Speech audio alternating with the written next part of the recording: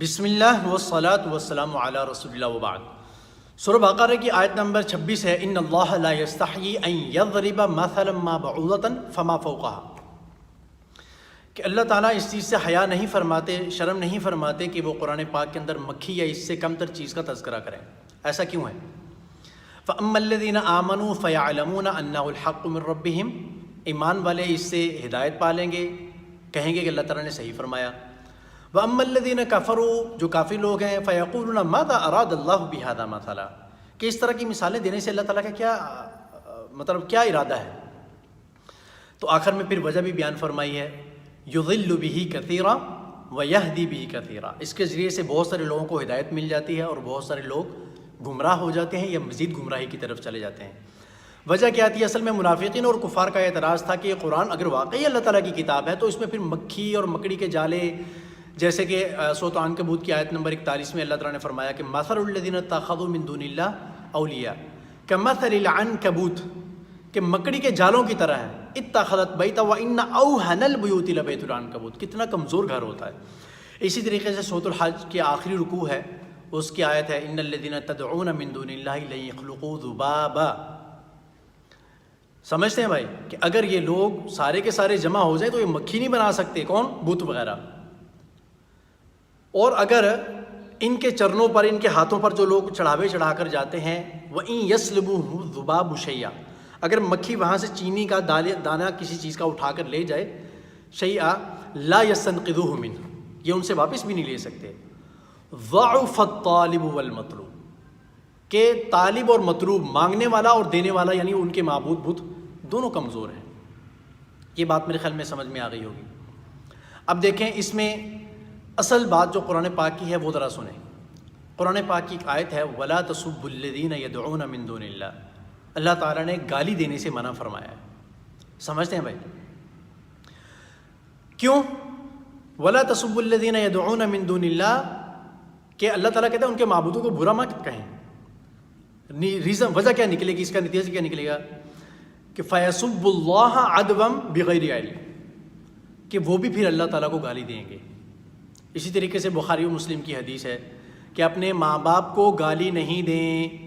صحابہ کرام نے سوال کیا یا رسول اللہ، کوئی اپنے ماں باپ کو بھی گالی دے سکتا ہے؟ تو رسول اللہ نے فرمایا کہ ہاں، کیسے گالی دے گا؟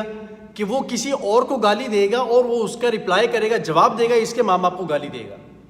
بات سمجھتے ہیں بھائی؟ یہی حال بزرگوں کا بھی ہے کہ کسی کے بزرگوں کو، بڑوں کو برا کہیں گے تو پھر جواب میں ان کے بھی تو بیٹھے ہیں نا کافی سارے، وہ پھر ان لوگوں کو برا کہیں گے، نیچے والی بات کر کے سائڈ پہ ہو جائیں گے، بزرگوں کی جنگ اوپر سے شروع ہو جائے گی، یا پھر بزرگ اگر خاموش رہیں گے تو پھر نیچے والے آپس میں ایک دوسرے کو گالیاں دینا شروع کر دیں گے۔ تو بھائی قرآن پاک میں صراحتاً منع ہے کہ نہ بتوں کو گالیاں دو، نہ ماں باپ کو نہ گالیاں دو، اور نہ ہی اسی طریقے سے بڑوں کو، بزرگوں کو گالیاں دو، اور نہ ہی آپس میں ایک دوسرے سے گالیاں کرو۔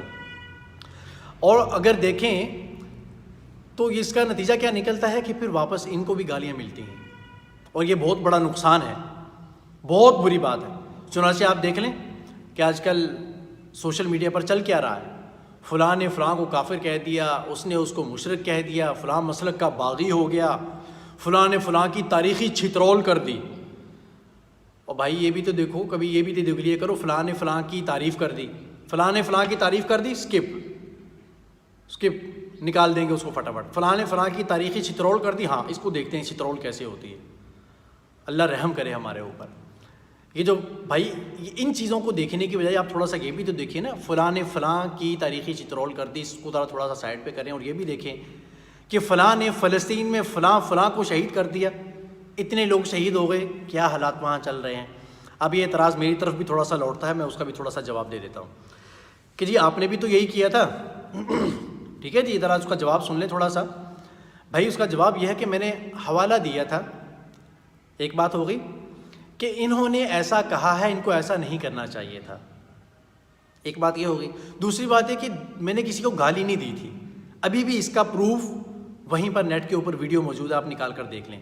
بس ایک لفظ میرے سے تھوڑا سا سخت استعمال ہوا تھا، بکواس کا، تو وہ اگر برا لگا ہے تو اس کے لیے معذرت کرتا ہوں، مگر اس کے بعد کے لوگوں نے جو میرے لیے القابات تراشے ہیں ماشاءاللہ سے، وہ کیا کہنے ان کے، کمنٹ میں آپ لوگ بہت سارے پڑھ چکے ہیں، لیکن کہنے کا مقصد یہ ہے کہ غلط کسی انسان نے کسی کے بارے میں بولا تھا تو میں نے یہ درخواست کی تھی کہ بھائی ایسا ایسا نہیں کریں، تو ہو سکتا تھا کوئی آدمی یہ بات کہہ دیتا کہ جی یہ اپنی طرف سے چھوڑ رہے ہیں، تو اس لیے میں نے ایک دو کا حوالہ دیا، نام وہاں بھی نہیں لیا، پر تھوڑا سا ایک حوالہ دیا تھا، وہ بھی توڑ مروڑ کے، لیکن لوگوں نے خود ہی اپنا حساب کتاب نکال کے، خیر بہرحال چھوڑیں اس بات کو۔